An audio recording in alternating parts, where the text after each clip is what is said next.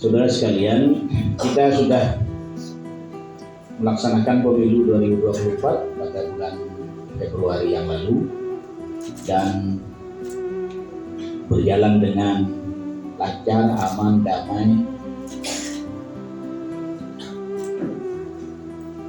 tanpa konflik. Dibuktikan sampai hari ini Indonesia masih tetap damai. Walaupun tentu ada beberapa catatan dari pihak luar negeri maupun dalam negeri, ada sebagian yang memberikan penegasan atau jas bahwa pemilu 2024 ini adalah pemilu yang paling barbar. Ada yang menyatakan demikian. Walau dalam kenyataannya secara legal formal kita berhasil melewati berbagai problem dan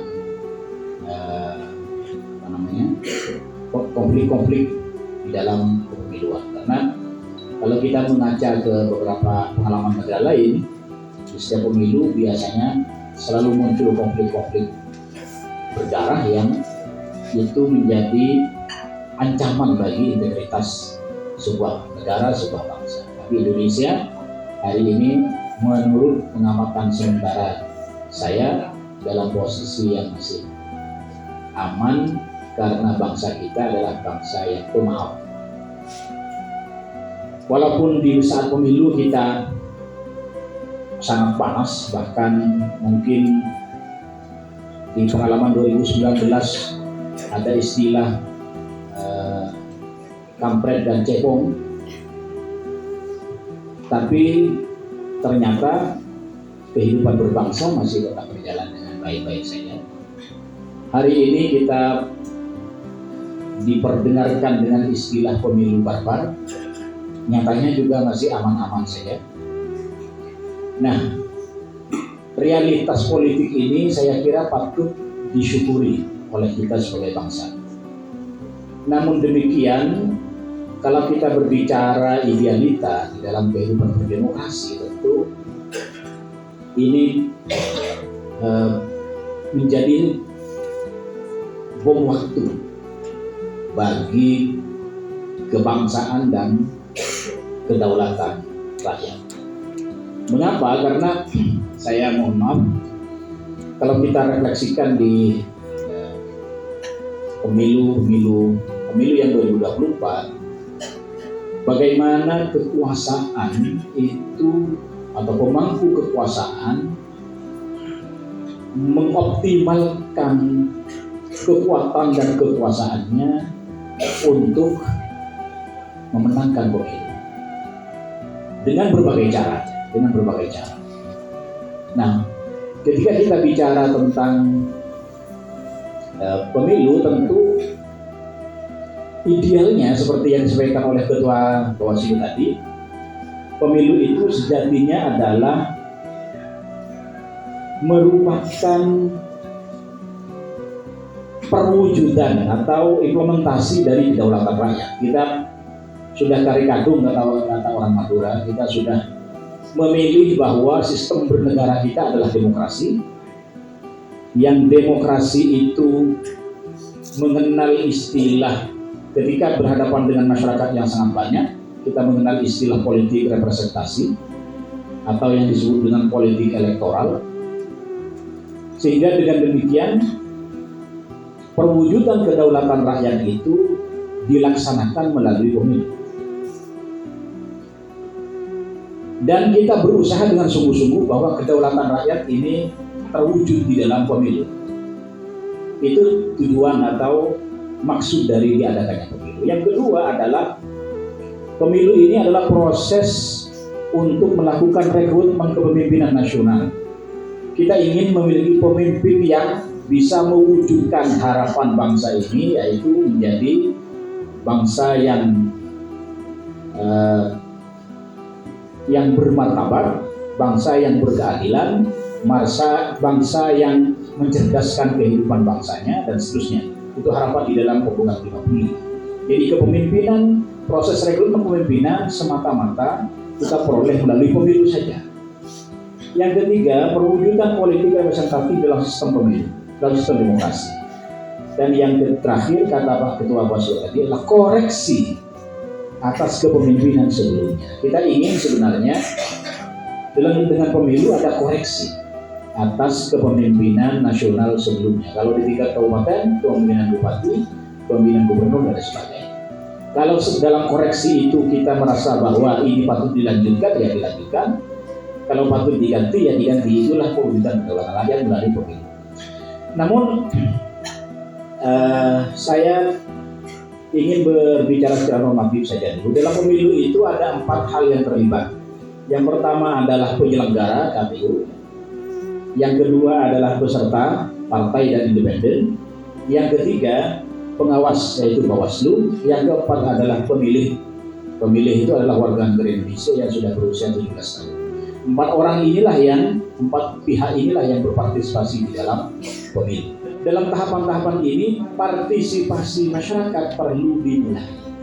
Mulai pendataan dan penetapan, kemudian pendaftaran peserta dan penetapan peserta, kampanye, hari tenang, pencoblosan, penghitungan, penetapan calon terpilih, pelantikan pemimpin nasional. Dari seluruh tahapan, seyogianya itu menjadi tugas warga negara, petugas rakyat untuk berpartisipasi di dalamnya. Apakah berpartisipasi aktif mendaftar sebagai pemilih atau mengawasi proses rekapitulasi di dalam penetapan pemilih. Namun mohon maaf, undang-undang kita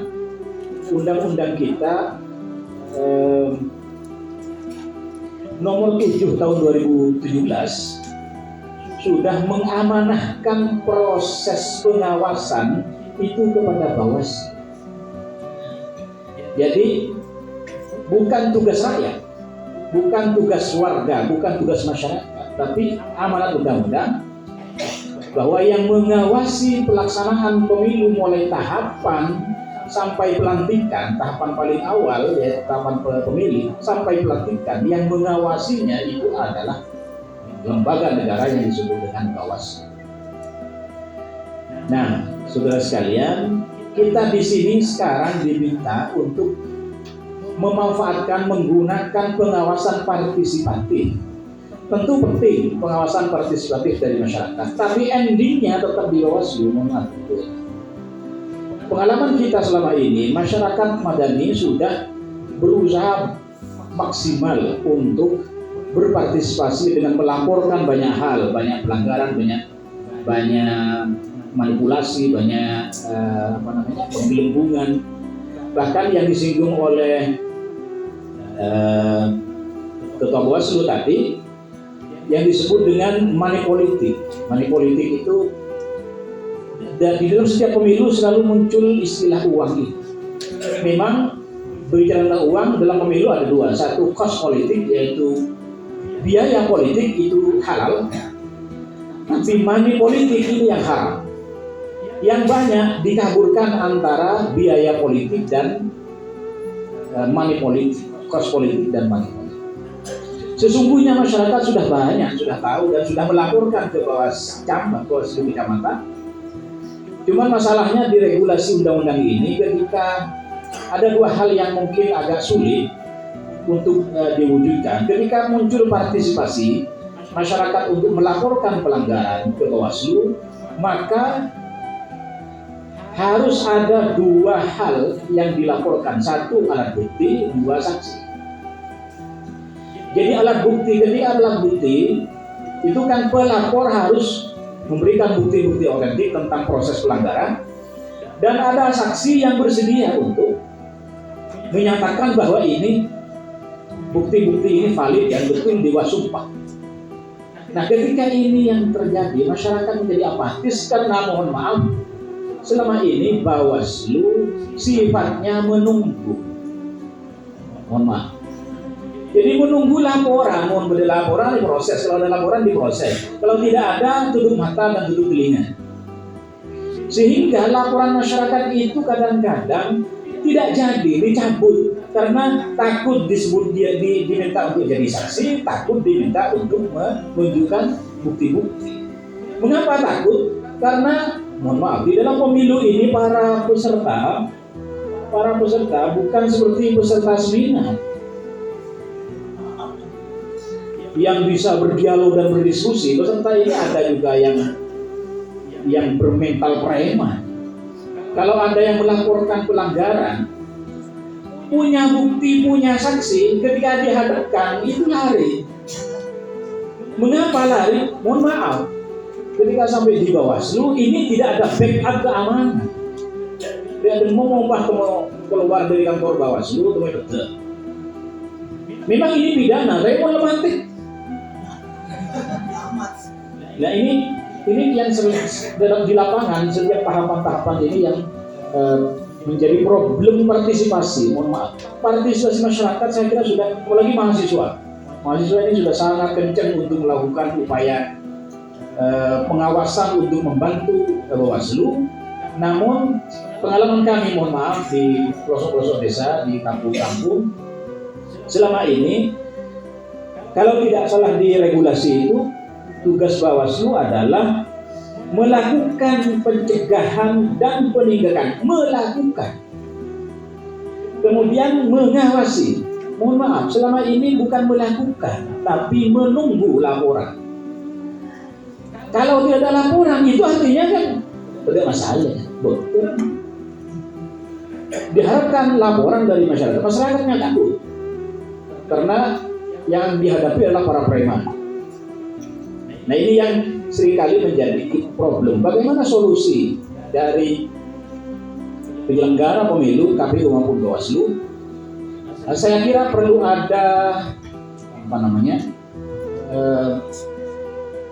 atensi yang sungguh-sungguh untuk membackup, untuk meyakinkan bahwa para saksi, para pelapor ini posisinya aman. Itu yang pertama saya kira yang harus dilakukan Dewas. Masyarakat saya kira mari kita dorong terus berpartisipasi untuk terlibat dalam, jangan sampai golput karena ini proses kepemimpinan nasional. Tapi juga masyarakat mahasiswa kita dorong untuk melakukan pengawasan. Cuma ketika mengawasi jangan dibiarkan sendiri. Kalau dibiarkan mahasiswa sendiri yang kemudian repot-repot sudah mengumpulkan bukti, melaporkan sebagainya, kemudian tidak diberi advokasi yang memadai, itu yang saya kira perlu ditindaklanjuti. Yang kedua, problem money politik. Saya sejak ikut pemilu saya ikut kalau tidak salah tahun 94, tidak salah, saya sudah ikut pemilu.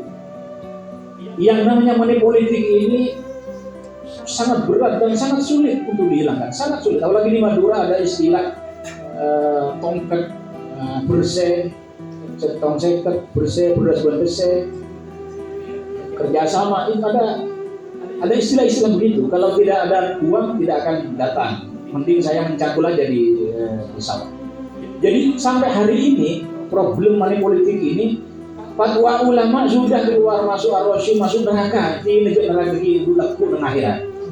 Masyarakat masih begitu. Jadi problem money politik ini saya kira seperti yang disampaikan oleh Pak Ketua Bawaslu tadi, dicurhatkan kepada BCNU. BCNU sudah mengeluarkan fatwa tentang money politik ini bahwa ini haram. Tapi dalam kenyataannya ini sulit sekali untuk dihilangkan karena kontestasi dalam pertarungan politik elektoral ini hampir semuanya melakukannya. Sekarang yang dibutuhkan adalah sosialisasi gerakan anti money politik. Ini harus masif kepada seluruh rakyat untuk menyadarkan mereka betapa ruginya dengan money politik. Dan itu tugas Bawaslu, dan itu tugas masyarakat sipil untuk bersama-sama. Itu tugas perguruan tinggi, kami siap untuk sosialisasi gerakan anti money politik yang itu sama-sama beratnya gerakan anti korupsi. Karena money politik itu berkelindan otomatis dengan korupsi.